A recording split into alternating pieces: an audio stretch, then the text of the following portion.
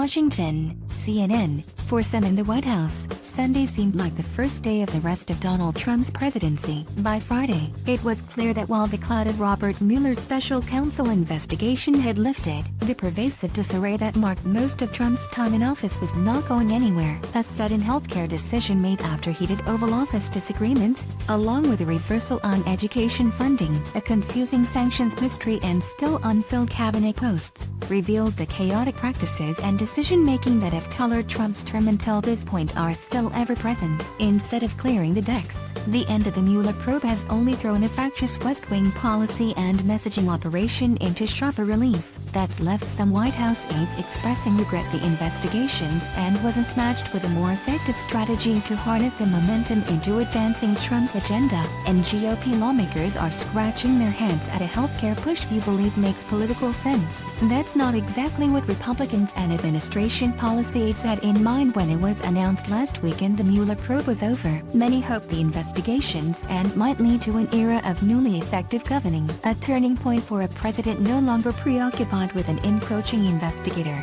Exuberant officials and a buoyant president spent the week cheering the initial results of Mueller's investigation, as laid out in a letter from Attorney General William Barr. In a late afternoon gathering last Sunday, aides convened in Press Secretary Sarah Sanders' office for a champagne toast after the Attorney General's Chief of Staff phoned Emmett Flood in Palm Beach with the president to brief him on the report. The intimate gathering of White House staffers was a sign of the relief that flooded through the West Wing after the stress of an investigation that loomed for years was lifted. But the days that followed Sunday's champagne clinking in Sanders' office came as a surprise to multiple people in the West Wing. According to interviews with half a dozen officials and Trump associates, there was no Rose Garden celebration ceremony. Trump gave no speech declaring vindication in the East Room. Instead, he made brief remarks before he climbed the steps of Air Force One and was whisked away to Washington. Even as the victory laps and vows for vengeance continued apace, there were signs of confusion in Trump's policy objectives. Tuesday's surprising announcement the administration would ask a court to invalidate the entire health law known as Obamacare came before anyone in the White House had put in place a strategy for passing a replacement.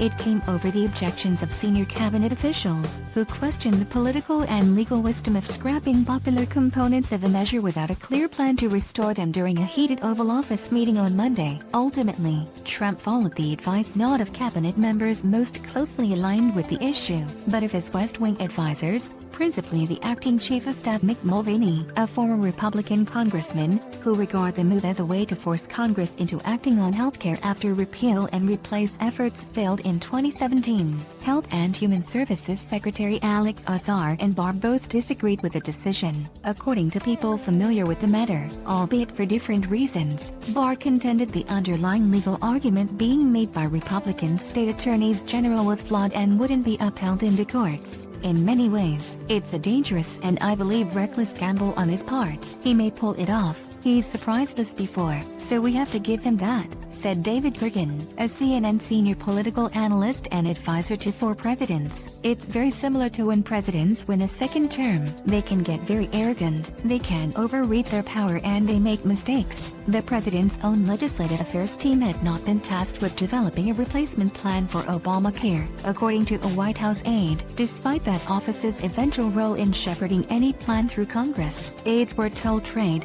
not healthcare, was the administration's top legislative priority heading into the summer, but even trade seems to have faltered on the priority list, though officials once believed Trump's new trade agreement with Canada and Mexico would be the administration's most significant economic policy victory since tax reform. It is now in jeopardy, too. The plan, which would replace the North American Free Trade Agreement, is facing bipartisan hurdles on Capitol Hill, and one White House official said there has been no strategy to mitigate lawmakers' concerns.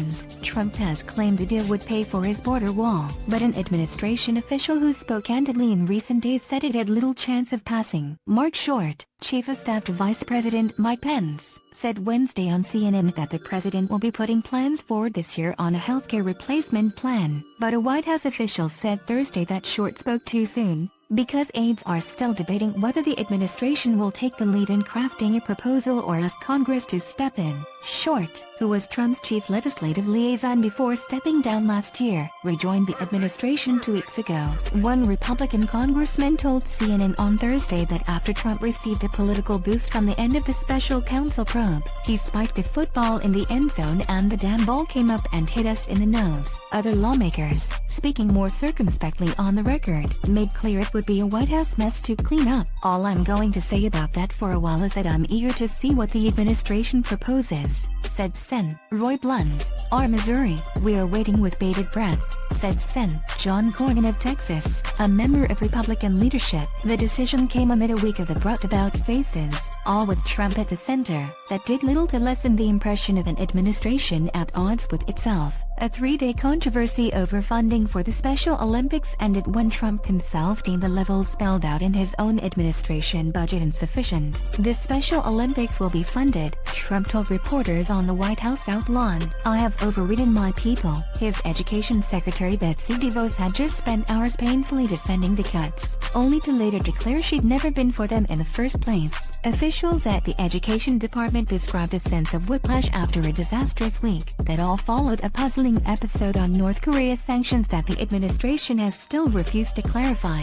On Friday, Trump abruptly tweeted that sanctions were being reversed, a message that sparked widespread confusion at the National Security Council, the U.S. Treasury and the State Department. Later, administration officials insisted he was referring to a set of unannounced future sanctions and not measures slapped on shipping companies a day earlier, but even that explanation has come under scrutiny.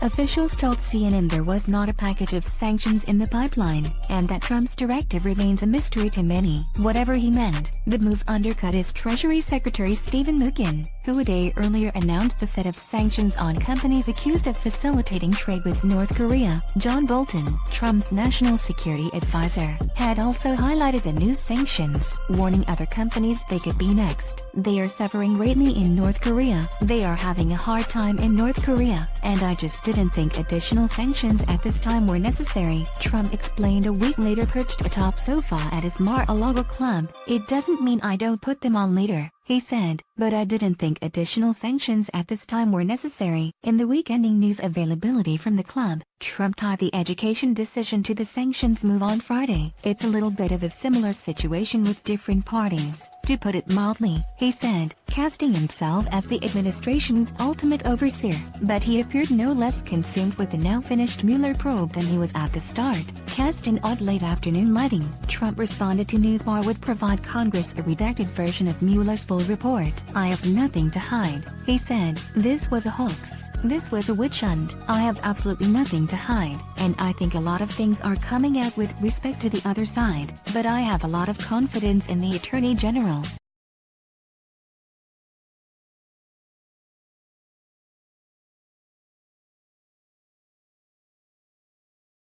Yeah.